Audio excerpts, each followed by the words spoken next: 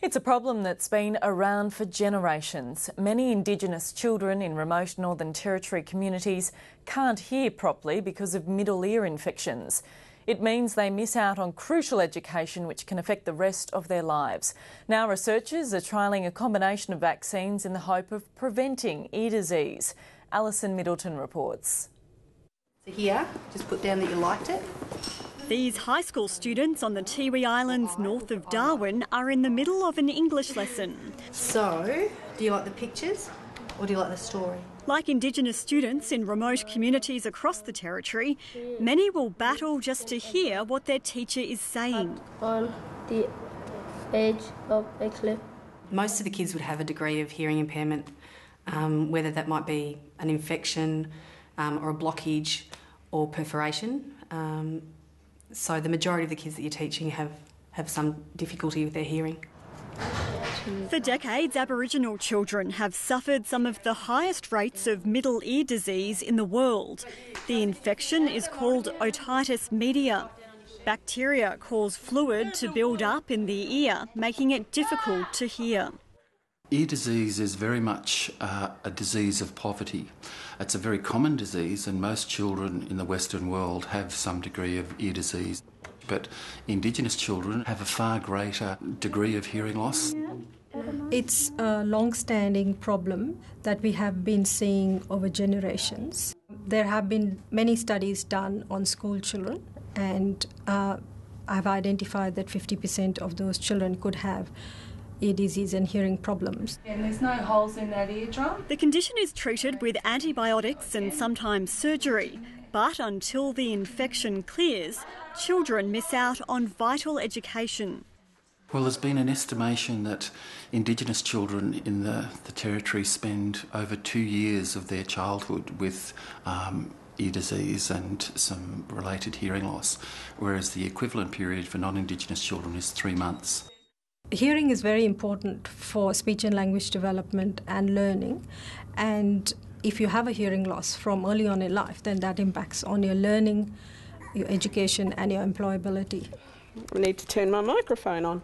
Territory schools have trialled innovative ways to overcome students' hearing problems, including radio receivers, microphones and classroom speakers.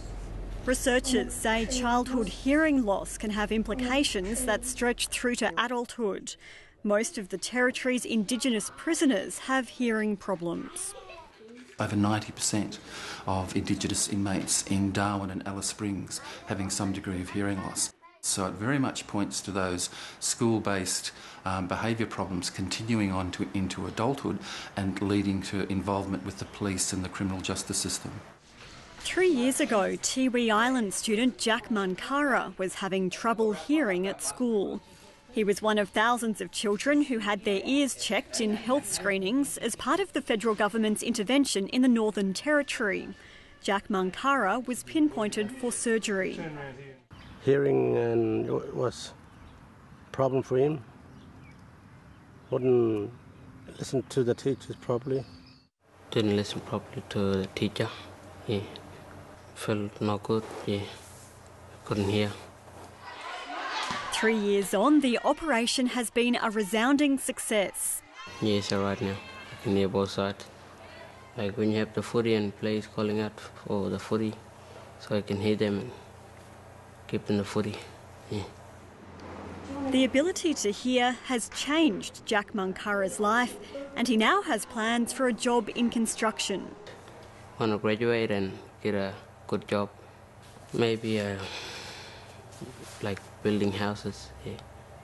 That's what our parents dream about our children, to get motivated, educated more, and when they leave school, find a better job.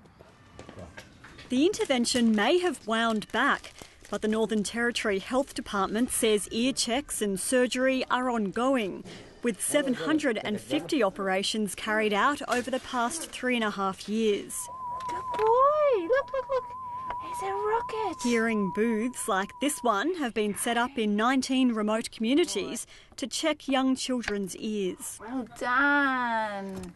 We now can test children under the age of 3 years, which was a challenge for us in the past. So if our focus is going to be on the early years and we are looking at doing some good surveillance and constant examination of the ears, and we want some good outcomes for these children when they are ready to go to school age. All right, I want you to look at that zone for me. You hear in the news and newspapers about the number of Indigenous children not going to school, not presenting to school.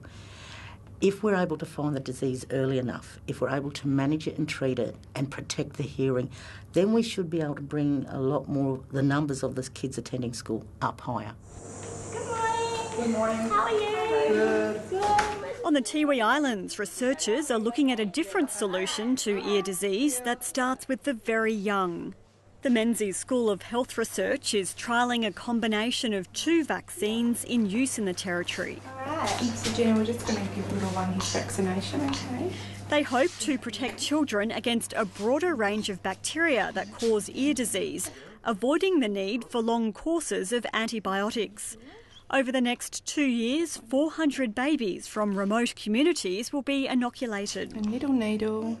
This trial is looking at finding the best pneumococcal vaccines for Northern Territory babies, and we're also looking at answering the question as to whether starting the scheduled vaccines earlier can actually give better protection and prevent the ear disease in the babies. So the implications are enormous if we can prevent ear disease from starting early, and if we can prevent it from getting to the stage of that eardrum perforation.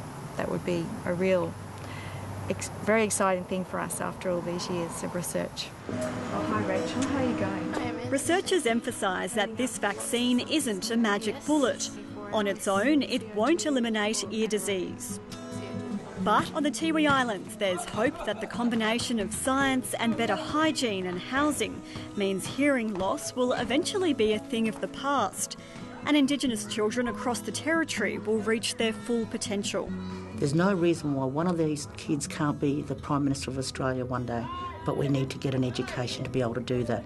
It's a very good time, it's an exciting time, and I hope that we will be able to make some differences to the hearing of Aboriginal children, and they have opportunities in their life like their peers do.